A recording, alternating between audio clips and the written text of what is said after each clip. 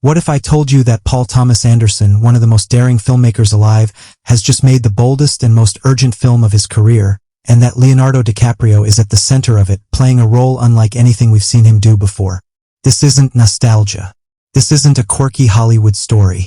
This is a furious, searing, and unsettling movie about the politics of right now. A movie that grabs you by the collar, shakes you awake, and refuses to let go. The film is called One Battle After Another, and it feels less like a work of entertainment and more like a rallying cry, a cinematic thunderclap aimed directly at the world we're living in. Anderson, known for exploring different pockets of American history with a mix of grandeur and intimacy, has usually kept a safe distance from the present moment. Think of Boogie Nights, his wild tour through the 1970s adult film industry, or There Will Be Blood, his terrifying portrait of greed and oil at the dawn of the 20th century. Even The Master and Inherent Vice buried themselves in specific eras, reflecting on the past rather than staring down the present. But with One Battle After Another, Anderson finally turns his lens on today. The result is a story that feels both terrifyingly recognizable and urgently necessary. At the heart of it all is Leonardo DiCaprio as Bob Ferguson, a grizzled explosives expert working with a clandestine group of modern revolutionaries. From the very first moment we meet him, DiCaprio radiates a mix of determination and fragility. He's not a slick action hero. He's a man who's been hardened by years of conflict, haunted by the lines he's crossed, but still driven by the idea that something must be done to push back against the rising tide of authoritarianism. Bob is not alone. He's deeply entangled, both emotionally and politically, with Perfidia Beverly Hills, the group's fiery and fearless leader played by Teyana Taylor. Perfidia is the kind of character who instantly ignites the screen. She's bold, magnetic, and uncompromising. Every word she speaks feels like it could cut glass. She fights for reproductive rights, open borders, and black liberation, and she inspires her group with her relentless courage. But her passion is also dangerous, drawing the attention and obsession of Colonel Stephen Lockjaw, a brutal government enforcer played with terrifying conviction by Sean Penn. Lockjaw is not subtle. He is violent, cruel, and driven by a poisonous mix of racism, insecurity, and a twisted desire for control. Yet, disturbingly, Anderson paints him in a way that feels all too real. He's not just a cartoon villain.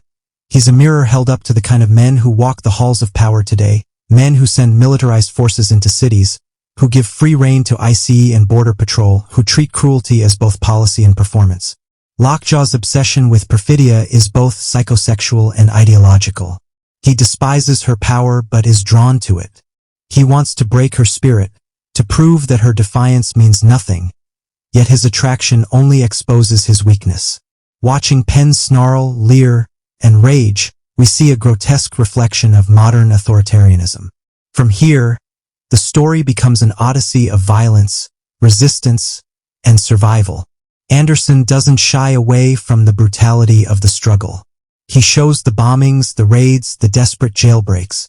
But he also shows the quieter costs, the exhaustion, the paranoia, the way a life lived in constant defiance eats away at the people fighting for change.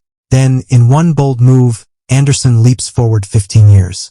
Suddenly, the revolution is over, or at least it seems to be.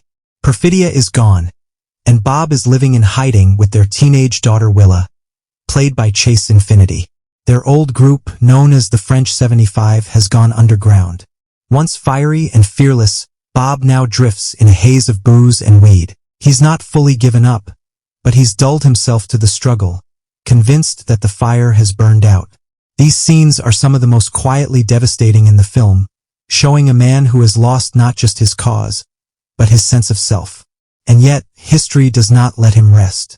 Out of the shadows, Colonel Lockjaw reemerges, older but no less vicious, hunting Bob and Willa with relentless fury. What follows is one of Anderson's most suspenseful stretches of filmmaking ever, a long, relentless chase sequence that plays both as edge-of-your-seat thriller and as a metaphor for how the past never truly dies. DiCaprio, ragged and vulnerable, carries these scenes with staggering intensity, showing us a man forced back into the fight not because he wants to, but because survival leaves no other choice. Anderson has always balanced darkness with humor, and here too he allows moments of levity. At one point, Bob drifts into stoner comedy territory, lounging in a bathrobe like a burnout version of the dude from The Big Lebowski. It's indulgent, maybe even distracting, but it serves a purpose. To remind us how easy it is to retreat into numbness when the weight of the world feels unbearable.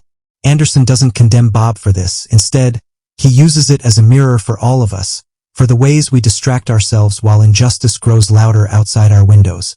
The supporting cast adds further layers of richness. Benicio del Toro appears as a small business owner who secretly works to smuggle immigrants to safety, part of a hidden network of ordinary people performing extraordinary acts of solidarity. These moments, glimpses of skateboarders darting across rooftops at night, anonymous hands passing messages, a quiet community working against impossible odds, are some of the most stirring in the film. They remind us that beneath the cruelty of institutions, there exists a resilience that cannot be fully crushed. Visually, the film is stunning and unsettling. Anderson shoots with VistaVision cameras, giving us vast, widescreen images filled with both beauty and horror. Desert roads stretch endlessly, dotted with shadows of fugitives. The sterile uniforms of white supremacists, Lacoste shirts, Patagonia vests, become chilling costumes of violence. Even Lockjaw's absurd haircut, a kind of fascist parody, lingers in the mind as both grotesque and darkly comic.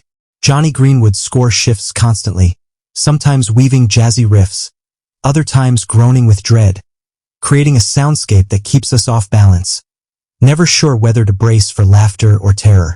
And through it all, Anderson's fury is palpable. This is a film made by a man who is terrified for his wife, for his mixed-race children, for anyone marginalized in a country sliding deeper into authoritarian darkness. His message is direct, his anger unfiltered. Yet he does not allow despair to have the final word. The film builds toward a finale that is at once bleak and strangely hopeful. Yes, the losses are enormous. Yes, the cost of resistance is brutal. But Anderson insists, even in the last moments, that there is still something worth fighting for. Some future just beyond the smoke and ruin. Some fragile vision of freedom that must be protected inch by inch.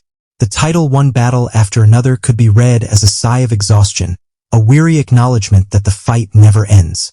But it could also be a rallying cry, a reminder that each battle, no matter how small, matters. Watching DiCaprio, Taylor, Penn, Hall, Del Toro, and the rest of the cast bring this story to life, one feels both unsettled and strangely invigorated. This is not an easy film. It is not designed to comfort. It is designed to jolt, to awaken, to demand attention. And in today's world, that might be exactly what cinema is supposed to do. One Battle After Another is not just another movie. It is a mirror held up to our moment, reflecting both the ugliness and the fragile hope of what it means to fight for justice when the odds feel insurmountable. It's Paul Thomas Anderson's most bracingly timely work, and it may very well be one of the defining films of this troubled era.